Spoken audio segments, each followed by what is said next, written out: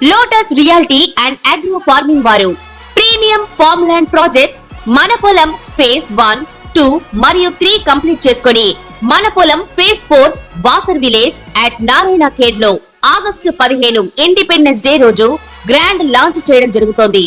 Launching మరియు independence day సందర్భంగా 5 guntas land out rate లో బుక్ చేసుకున్న వారికి 1,50,000 రూపాయల డిస్కౌంట్ తో పాటు 2 గ్రాముల గోల్డ్ ఫ్రీగా ఇస్తున్నారు. పూర్తి వివరాలకు సంప్రదించండి.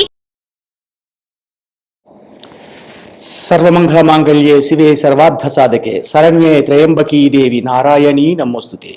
ఓం గం గణపతియే నమః. ఓం శ్రీ గురుభ్యో నమః. మీనరాశి వారి పరిస్థితులు కొద్దిగా మెరుగుపడుతున్నాయని అనుకునేసరికి మళ్ళా కష్టదాయకమైన స్థితికి వెళ్ళిపోతున్నారు. అంటే ఏలినాటి శని ప్రభావము ఎక్కువగానే చూపిస్తుంది. అంటే ఇందాక మనం గతంలో చెప్పుకున్నాం, మీనరాశికి వాహన నక్షత్రం ఏది?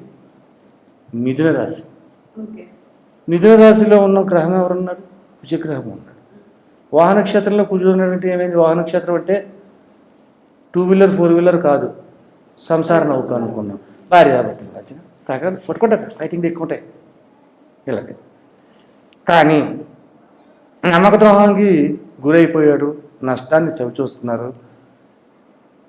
చేతిలో డబ్బులు ఉండలేదు, జేబులో ఏమీ ఉండలేదు. ఖర్చు అనేది ఏది ఆగదు, ఎవరికి ఆగదు. ఈ మీనరాశి వారికి కాదు, ఖర్చు అనేది ఎవరికి ఆగదు. ఖర్చు కూడా ఉందే, ఇంట్లో అది లేదండి అంటే డబ్బులు లేవంటే ఒప్పుకోసి వెళ్ళాం. కావాల్సిందే ఏమో, ఎలా పడతావో నాకు ఇదే, ఈ రకమైన మాట్లాడుతుంది. ఇటువంటి విధానంలో ఉన్న వీళ్ళు కూడా ఎక్కడ తొనకరు. చక్కగా తెల్లటి సట్టేసి చక్కగా మేకప్ కొట్టుకుని నేను లక్షాధికారినే, నాకేం పర్వాలేదు అన్నట్టు కాబట్టి. కానీ అబద్ధం లేదు ఇక్కడ. ఎక్కువగా మీనరాశి వారు అన్నదమ్ముల వలన, అక్క చెల్లెళ్ళ వలన, అన్నదమ్ములు అక్క చెల్లెళ్ళు బంధువర్గం సంబంధికుల వల్ల నష్టదాయకమైన ఫలితాన్ని పొందుతారు. ఏమంటే ఏమయ్యా నువ్వు ఇలా చెప్తున్నావు, మాకు అటువంటి ఏమీ లేవన్నాడు ఒక ఆయన, ఒక ఫిలిం డైరెక్టర్. అయినా పేరు చెప్పలేదు, వద్దు. ఫిలిం డైరెక్టర్ పెద్ద. నీకెందుకు వస్తాయా? నీకెందుకు ఉంటుంది? నువ్వు కోటీశ్వరుడివి. కోటీశ్వరుడు అయిన తమ్ముడు ఉన్నాడంటే, అన్నదమ్ములు అయినంటే ఎవడెందుకు గొడవపడతారు? వీడి దగ్గరికి లాక్కూడా కుదరదు. కాబట్టి అందరూ ముఖ్యంగా ఉంటారు. నీకు చెప్పలేదు బాబు, మధ్యతరగతి కుటుంబంలో చెప్పాను. మరి ఒక డైరెక్టర్ చూసిన వచ్చి నాకు ఫోన్ చేసి, బాగానే ఉంది నువ్వు ఇలా చెప్పేవాడిని అడిగాడు ఒక సమయంలో. నీకు కర్రలో చెప్తా, నీకు చెప్పనక్కర్లేదు అని మళ్ళీ సర్ది చెప్పుకొని వచ్చింది. అటువంటి పరిస్థితులు మీనరాశి వారికి గుంభనంగా కనపడుతున్నారు. పైకి కానీ ఏమీ లేదు. పైకి పనసపండు ఎక్కువగా ముళ్ళ కింద ఉంటుంది పనసపండు, కానీ దాన్ని చూడగానే పుచ్చుకుంటుంది, పట్టుకుంటే మోసుకెళ్తే బరువు పుచ్చుకుంటుంది. కానీ కోసిన తర్వాత లోపల చాలా తీయటి తేనె లాంటి తొడలు ఉంటాయి. ఆకారం అలా ఉన్నా పై లోపల ఉంటుంది. కానీ ఇది రివర్స్లో ఉంది. ఇక్కడ మీనరాశి రివర్స్ అయ్యి ఉంది. పై తెల్లగా కనపడుతున్నాడు, లోపల మాత్రం ఏమీ లేదు. అంత అంపక్కగా ఉన్నట్టు సాగుతూ వస్తున్నారు. సరే, మోసకారితనానికి గురి అవ్వడం అంటే ఏంటి? అన్నదమ్ములు కానీ అక్క చెల్లెళ్ళు కానీ వీళ్ళని ఉపయోగించుకుంటారు, కానీ వాళ్ళకి ఉపయోగపడరు. ఆయన తమ్ముడు చాలా మంచివాడురా అదని ఇది మాటలు చెప్తారు, కానీ వాడు కష్టంలో ఉన్నాడు, మనం కష్టం చూద్దాం, కష్టంతో మనం ఏదో ఒకటి చెయ్యని తెద్దాం అని అనుకోరు. ముంచేస్తే పోలా, వీడు పడిపోయాడు, గోతులో పడ్డాడు. చెయ్యి అందిస్తే బయటకు వస్తాడు, చెయ్యి అందిస్తే బయటకు వస్తాడు. రైటే, ప్రయత్నం చేసి వీడు బయటకు వచ్చి ఏం చేస్తాడు? ఇంకా నెత్తిమీద రాయేసిపోతే పోలా అని బండ రాయేసిపోతాడు, చచ్చుకుంటాడు. ఇటువంటి సంఘటనలు ఈ రాశి వారికి జరుగుతున్నాయి. ఇక ఉద్యోగ రంగంలో ఉన్న వారికి ఉద్యోగ విధానాలు ఏ రకంగా ఉన్నాయి? నో ప్రమోషన్, ఏ విధమైన ప్రమోషన్ లేదు, ఏ విధమైన ట్రాన్స్ఫరు లేదు, ఏ విధమైనటువంటి హంగామా రాదు. ఎక్కడ వేచిన గొంగళి అక్కడే ఉంది అన్నట్టుగానే ఉంటుంది. ఇక వ్యాపార రంగంలో ఉన్న వారికి ఏ రకంగా ఉంది? పదే పదే చెప్తున్నాను, అపర కోటీశ్వరుల గురించి నేను మాట్లాడతలేదు, మధ్యతరగతి కుటుంబీకుల గురించి జాతకాలు చెప్తున్నాను. వ్యాపార రంగంలో ఉన్న వారికి ఎలా ఉంది? చేస్తున్నాం, మనం చేస్తున్నామని, మరి పైకి కనబడుతున్నాడు కదా, ఎలా ఉంది అబ్బాయి? సూపరు, ఏంటి సూపరు, ఇది అమ్మిన దానికంటే తగలెట్టింది ఎక్కువైపోతుంది. అటువంటి విధంగా నడుస్తూ ఉంది. సరేనండి, ఈ విధంగా ఉన్నప్పుడు ఏం చేస్తే బాగుంటుంది అని చెప్పేసాను. ఈ యొక్క మీనరాశి వారికి ఒక సంవత్సర కాలం వరకు కూడా ఒకటే రెమెడీ, ఒకటే చెప్తాను. గురు దత్తాత్రేయుడు, మొన్న నెలలోని ఇదే చెప్పాను, ఆగస్టు నెలలో, ఇప్పుడు ఇదే చెప్తున్నా. గురు దత్తాత్రేయుడుకి పాలాభిషేకాన్ని చేపించండి. దక్షిణామూర్తి పటాన్ని పెట్టి ఇంట్లో పూజ చేయండి. మీ యొక్క జన్మ నక్షత్రం ఏ రోజైతే ఉంటుందో, మీనరాశిలోని ఉత్తరాభాద్ర 4వ పాదము 4 పాదములు, పూర్వాభాద్ర 4వ పాదము, ఉత్తరాభాద్ర 4 పాదములు, రేవతి 4 పాదములు మీనరాశిలో ఉన్నాయి. ఈ 9 పాదాలు మీనరాశిలో ఉన్నాయి. కాబట్టి జన్మ నక్షత్రం ఏ నక్షత్రం అయితే వచ్చిందో, ఏ రోజు నాడు ఈ నెలలో వచ్చిందో చూసుకోండి. ఆ రోజు నాడు ఈశ్వరుడికి అభిషేకం చేయించండి. దక్షిణామూర్తి ఫోటోలు పెట్టి రోజు పూజించండి.